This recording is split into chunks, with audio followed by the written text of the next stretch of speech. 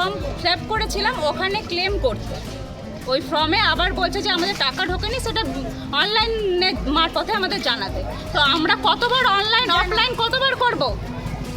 আমরা তো মানুষ, একার ভোটে কি কেউ জিতেনি, সবাই মিলে আমরা ভোট দিয়েছি বলে আমাদের রাজ্য সরকার পাল্টেছে। ঠিক আছে, চাইছি সবাই ঢুকলে সবার টাকা ঢুকুক, নইলে কারো না ঢুকুক। যারা বড় লোক তাদের একবারে 9,000 টাকা ঢুকছে। কি করে ঢুকছে?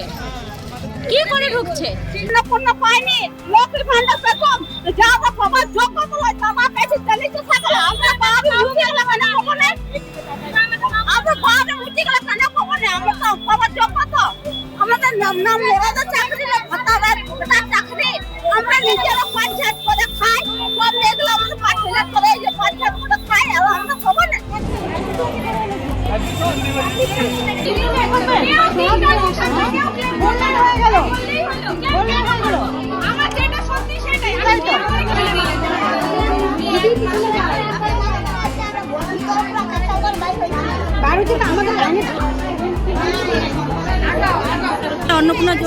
অন্নপূর্ণার আমরা অ্যাপ্লাই করছি জুলাই মাসের 2 তারিখে, ভেরিফিকেশন 10 তারিখে হয়ে গেছে, এখনো আমাদের আন্ডার প্রসেসিং দেখাচ্ছে।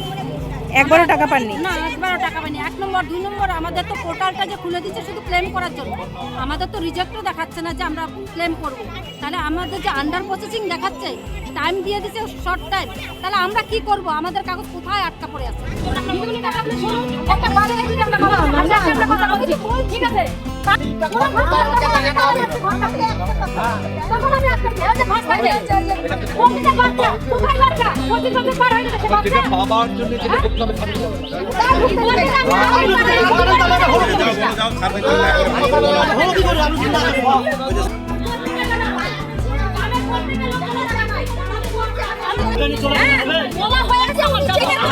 আমি ওই লক্ষ্মীর ভান্ডার পাতাম, লক্ষ্মীর ভান্ডার পাওয়ার পরেও অন্নপূর্ণা ভান্ডারে গেল মাসে পাইছি।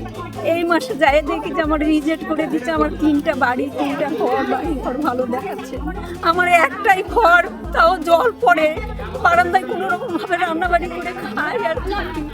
তাহলে আমি কেন বঞ্চিত হবো এদিকে এখান থেকে?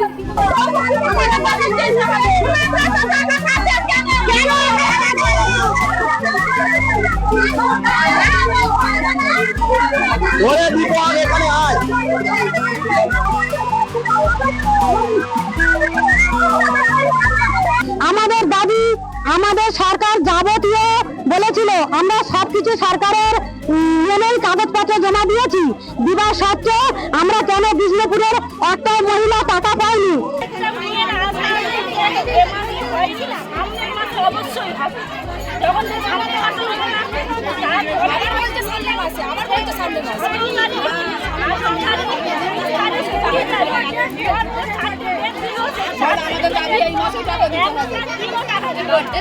আমাদের দাবি যে এই মাসে টাকা দিতে হবে, এই মাসে টাকা দিতে হবে।